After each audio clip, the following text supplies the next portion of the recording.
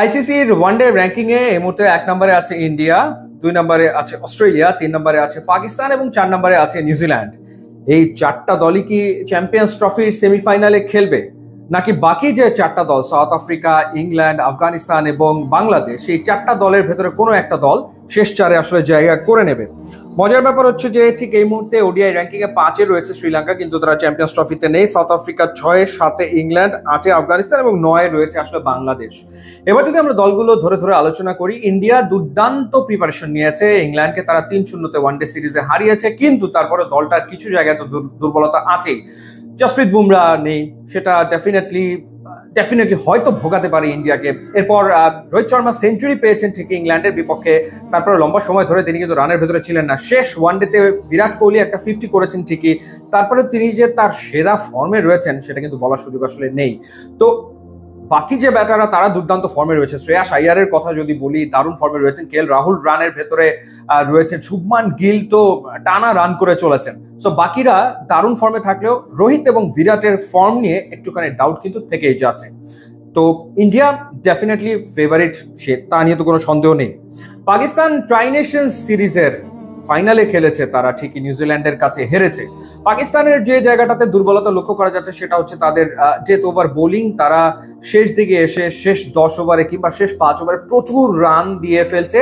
সেই জায়গাটাতে তাদের ইমপ্রুভমেন্ট ডেফিনেটলি দরকার। এবং স্কোয়াডে খুশদিল শাহ এবং ফাহিম আশরাফকে নিয়ে যে প্রশ্ন উঠেছে, সেই প্রশ্নের জবাব এই দুই ক্রিকেটার এখন পর্যন্ত পারফরমেন্সে কিন্তু দিতে পারেনি। বাট সালমান আগা ভালো ফর্মে, রিজওয়ানের ব্যাটে রান রয়েছে, কিংবা ফখর জামান তিনি ভালো শুরু এনে দিচ্ছেন। বাট বাবর আজম, সেখানে একটুখানি প্রশ্ন কিন্তু থেকেই যাচ্ছে। নিউজিল্যান্ডকে মনে হচ্ছে খুবই স্টেবল, ব্যাটিং অর্ডারটা দুর্দান্ত।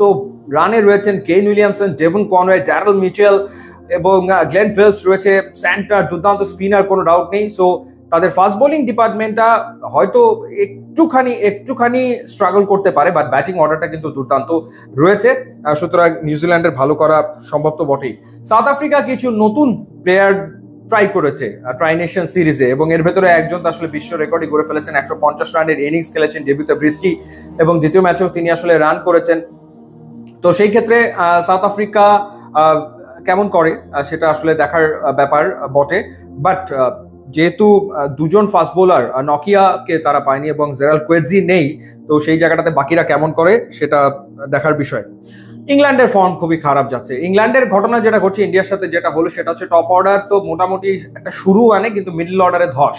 এই ঘটনাটা রেগুলারই ঘটছে, অর্থাৎ সল্ট কিংবা বেন ডাকেটরা রান করলেও এরপরে একটা ধস হয়। কখনো কখনো লিভিংস্টোন কিছু রান আসলে করছে। তো সেই জায়গাটাতে আসলে তাদের মিডল অর্ডারটা খুব একটা ভালো পারফর্ম করছে না ইংল্যান্ডের। আর আফগানিস্তান বাংলাদেশ, আফগানিস্তান বিশ্বকাপে কি করেছিল সেটা তো ভুলে গেলে চলবে না। অস্ট্রেলিয়ার সাথে সেই ম্যাচটা, যে ম্যাচটাতে ম্যাক্সওয়েল যে ইনিংসটা খেললো, যেটা অবিশ্বাস্য ছিল, ওই ইনিংসটা ম্যাক্সওয়েল না খেললে তো আফগানিস্তান আসলে সেমিফাইনালই খেলে ওয়ার্ল্ড কাপে।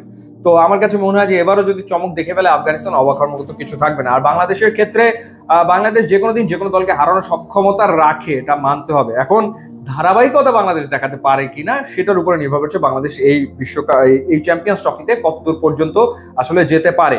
তো সেই ক্ষেত্রে একটা গ্রুপে রয়েছে ইন্ডিয়া, পাকিস্তান, নিউজিল্যান্ড এবং বাংলাদেশ। আর একটা গ্রুপে সাউথ আফ্রিকা, ইংল্যান্ড, অস্ট্রেলিয়া এবং আফগানিস্তান। তো অস্ট্রেলিয়ার প্রবলেম হয়ে গেছে যে তাদের প্লেয়ার মানে মিচেল স্টার্ক, কামিন্স, মার্শ, এই ধরনের প্লেয়াররা তো আনঅ্যাভেলেবল হয়ে গেছে, ইনজুরিতে পড়েছে, তারা আসলে নেই। তো সেই কারণে তাদের ফাস্ট বোলিং ডিপার্টমেন্টটা নিশ্চিতভাবে দুর্বল হয়ে গেছে, এবং শ্রীলঙ্কার বিপক্ষে তারা সিরিজ হেরে এসছে। তো ওই গ্রুপ থেকে মনে হচ্ছে যে অনায়াসে সেমিফাইনাল হয়তো চলে আসবে সাউথ আফ্রিকা এবং England, Afghanistan. South Africa, England, Afghanistan, আপনি বলুন আপনার কাছে কি মনে হয়। এবং আরেক গ্রুপ থেকে ইন্ডিয়া, পাকিস্তান, নিউজিল্যান্ড এবং বাংলাদেশ রয়েছে। তবে এখান থেকে আমার কাছে মনে হচ্ছে যে নিউজিল্যান্ড চলে যাবে। আর একটা কোন দল সেমিফাইনালে জায়গা করে নেবে, ডেফিনেটলি আপনার মতামত জানাবেন, এবং কোন টিমকে আপনার সবচেয়ে স্ট্রং মনে হচ্ছে সেটা আসলে জানাবেন। এবার জানিয়ে রাখি যে চ্যাম্পিয়ন্স ট্রফি তো একেবারে দৌড় গোড়ায়। আপনারা বাংলা এবং ইংলিশ কমেন্ট্রি সহ পুরো চ্যাম্পিয়ন্স ট্রফি দেখতে পারবেন শুধুমাত্র টফিতে 19 ফেব্রুয়ারি থেকে, এবং প্রত্যেক ম্যাচের আগে পরে pre match, post match show থাকছে, ইনিংস ব্রেকে কুইজ শো থাকছে। সুতরাং আপনি যেখানেই থাকুন না কেন, রাস্তায়, অফিসে, স্কুল, কলেজ, ইউনিভার্সিটিতে, টফিতে আপনারা সবসময় খেলা কিন্তু দেখতেই পারবেন। ইউটিউব, ইনস্টাগ্রাম লিঙ্ক আছে, আপনারা যোগ দিলে খুবই খুশি হবো। And thanks for watching.